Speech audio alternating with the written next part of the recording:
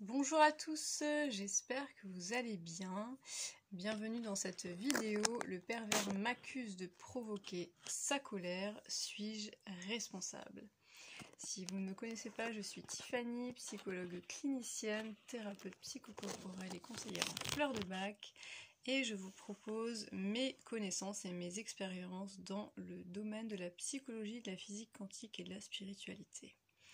Alors ce soir, j'ai bien envie de faire une suite à ma précédente vidéo dans laquelle je vous expliquais qu'une personne qui a un mode de défense pervers va induire des émotions et des comportements chez l'autre, donc chez vous, pour mieux contrôler ces émotions et ces comportements et ensuite vous les reprocher.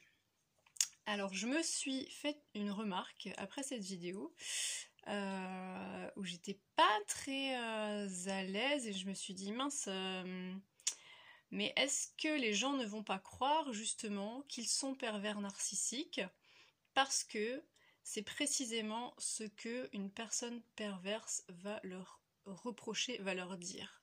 Un pervers va vous dire: si je me suis mis tellement en colère, c'est de ta faute. Tu es responsable, tu as induit cette colère chez moi. D'accord? C'est exactement ce qu'il va vous dire.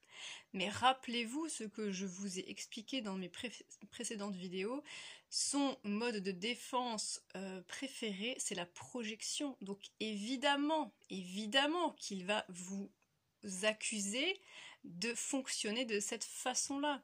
Il va vous faire croire que vous induisez des émotions, que vous êtes responsable de sa colère et de ses émotions, que vous avez fait exprès de le provoquer, parce qu'il pense, comme tout le monde, que vous fonctionnez comme lui. D'accord? Il va projeter son fonctionnement à l'intérieur de vous.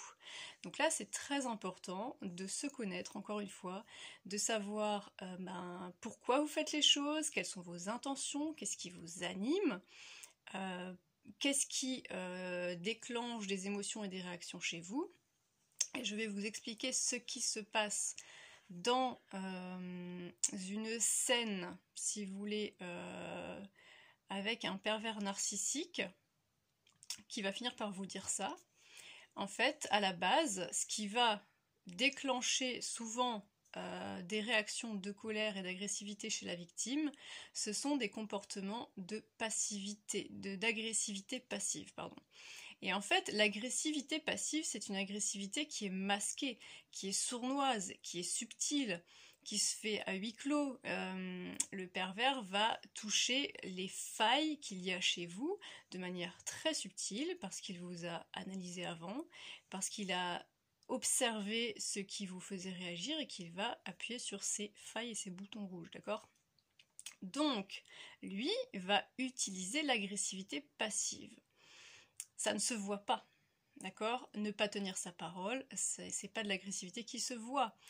Oublier de tenir ses engagements, c'est pas, là aussi, c'est pas un comportement qui se voit au grand jour, vous n'avez aucune preuve en fait de cette agressivité, d'accord? Et en fait, à force de faire ça, il va vous agacer et finir par vraiment vous mettre en colère.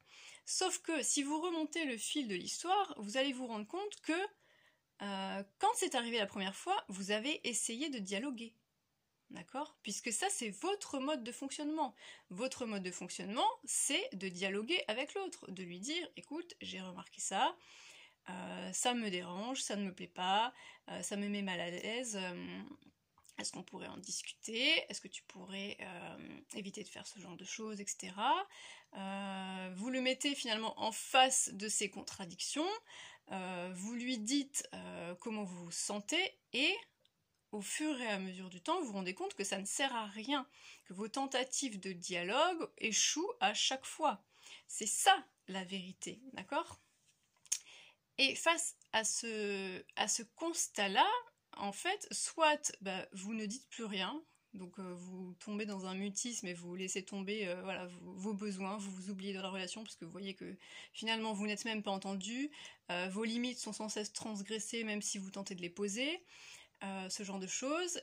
Ou alors, vous allez commencer à ressentir de la colère de plus en plus forte et et finir par presque harceler le pervers narcissique, qui là, c'est du pain béni pour lui, va vite fait de vous mettre en face de ce comportement et de vous dire mais regarde comme tu me harcèles, t'es agressive, t'es mauvaise, et vous renvoyez tout ça, sauf que c'est facile puisque votre agressivité à vous, elle n'est pas masquée, elle est affichée au grand jour. D'accord, vous retrouvez face à votre propre comportement, vous vous rendiez bien compte qu'il a raison, en fait, vous êtes devenu aigri, en colère, et que vous arrêtez pas de l'attaquer, entre guillemets, mais vous n'arrivez plus à déceler et à remonter le pourquoi du comment vous en êtes arrivé là, en fait. Parce que c'était tellement subtil et tellement sournois que vous n'avez pas la preuve et vous ne pouvez pas l'afficher comme ça au grand jour, comme le pervers qui vous dit bah regarde-toi, d'accord? Un pervers narcissique ne va pas vous insulter, par contre le jour où vous l'insultez, il va sauter sur l'occasion pour dire ah mais comment tu me parles, c'est insupportable, c'est inacceptable, etc. Sauf que les comportements insupportables et inacceptables qu'il vous fait porter, ça fait longtemps en fait qu'il les met en œuvre, et ça fait longtemps que vous auriez pu lui dire ça suffit là, c'est insupportable. Et souvent, puisque c'est masqué, puisque c'est subtil, on ne s'en rend pas compte ou peu compte, et on a du mal à finalement le mettre devant ses propres responsabilités auxquelles il n'arrête pas de se démettre, il n'arrête pas de botter en touche, de renverser la situation, de pratiquer l'inversion accusatoire, et de vous faire croire que tout ça, de toute façon, c'est votre faute.